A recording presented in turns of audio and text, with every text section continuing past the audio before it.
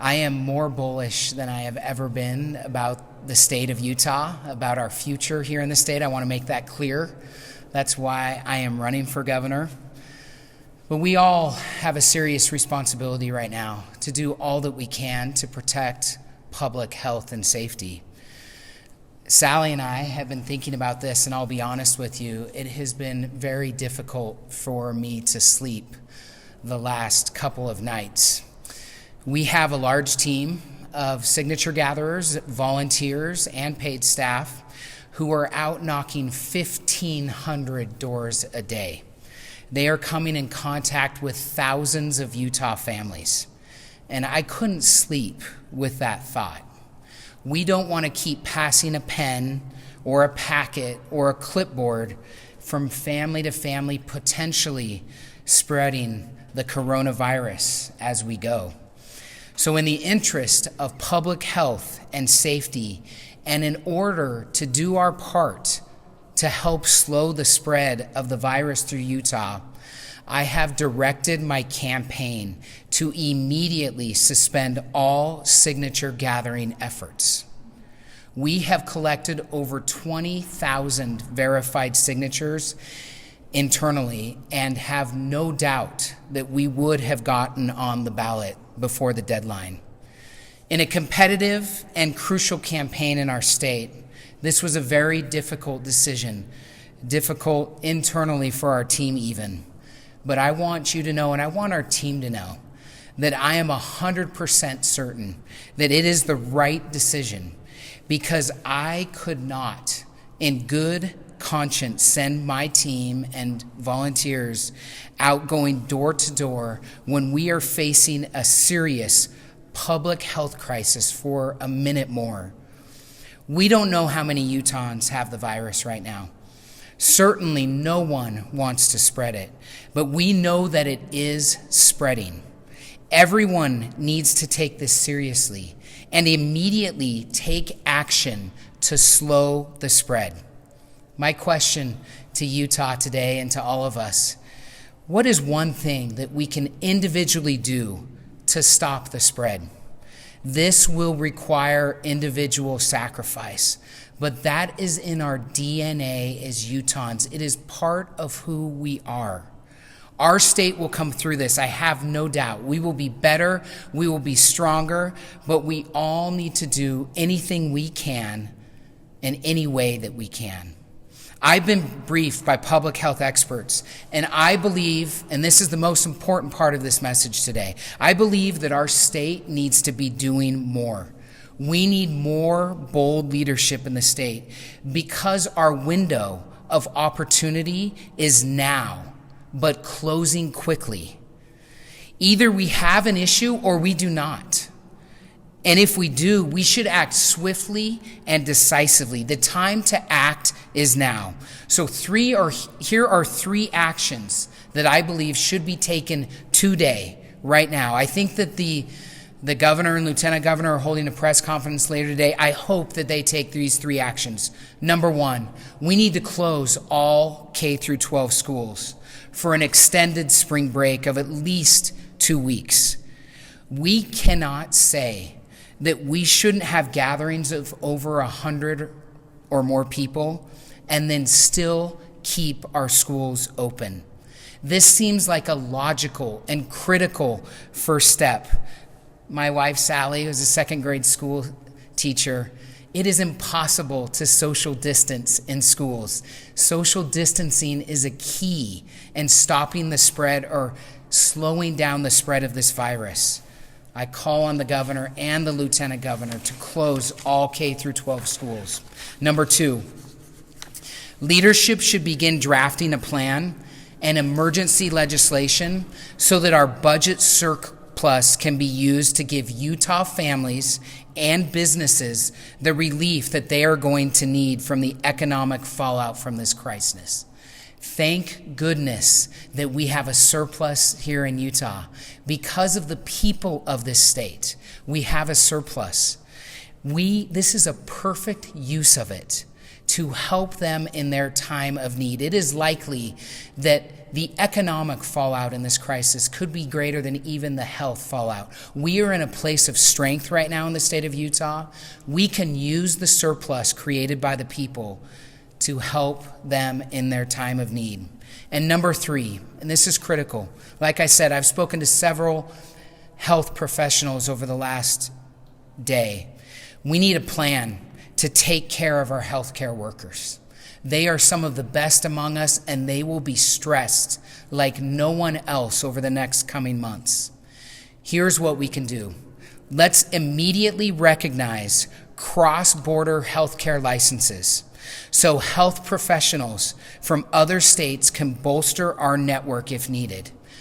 They can be licensed in one day with no fee. This is something we should start doing now. Now, the real test of leadership, as we all know, is when things are broken, not when things are going well. I pledge my support and anything I can do to help the governor and lieutenant governor on any of the above 3 issues. But I repeat, we need bold leadership in the state of Utah, and we need it now. Public safety is the number 1 priority of government. And in seeking this state's highest office, that is my North Star and my number 1 focus. At the end of the day, I've said hundreds of times at hundreds of public meetings that we've held across the state the last year that people should always come over politics. And I have to stay true to myself here. There is no playbook for this, but it is never the wrong time to do the right thing. Now, I want to make abundantly clear, tomorrow is the first day of the rest of this campaign, and I am determined to get on the ballot at the convention. Thanks again. Thank you so much for being here. God bless the state of Utah right now. I'm happy to take any questions if anyone has questions. When and if are you going to start signature gathering yet, or are you going to shut it down for the rest of the campaign? We have no plans to gather signatures right now. The window to submit signatures, the deadline is in 1 month. Like I said, we were extraordinarily confident in our campaign that we would meet that deadline. But with the public health and safety and with the idea that the coronavirus outbreak will peak near the middle to end of April, this is not the time to be going door to door with pens and paper and clipboards. So we have no plans to gather signatures at this time. So you're going to rely on delegates at the convention to get you on the ballot? We will. We will run a strong convention campaign. That has always been our plan. But more importantly today, I think this is about a choice of conscience for me, being able to sleep at night. I slept a little better last night having made this decision late yesterday, so I feel good about that. So the convention is going to be restructured. Obviously, you won't be gathered together. How's that going to change your strategy to woo delegates and make your case? Does that change? I'll be honest with you, Dennis. This isn't about strategy yet. Tomorrow we can start talking strategy on the campaign. This is not about strategy. This is a very quickly evolving issue, as we all know.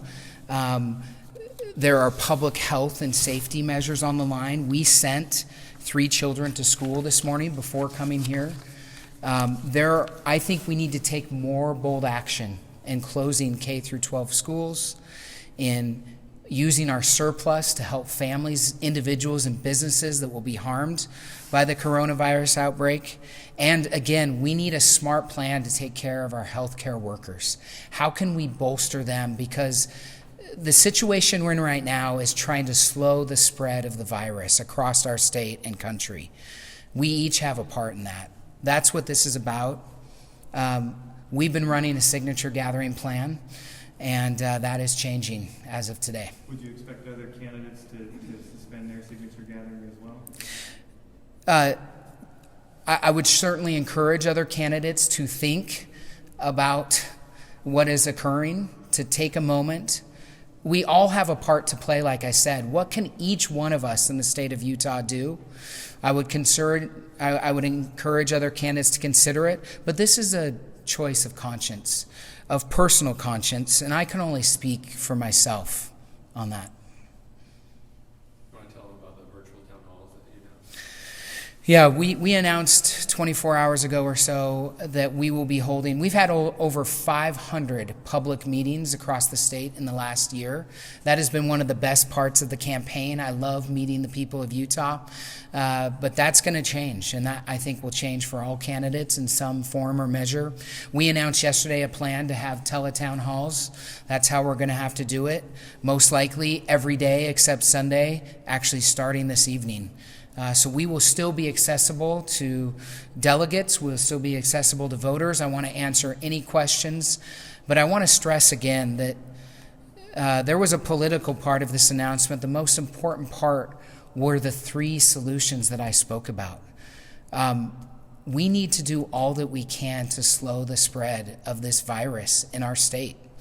I'm trying to be an example of that. I hope that others will follow and do what they can as well, and I trust that they will.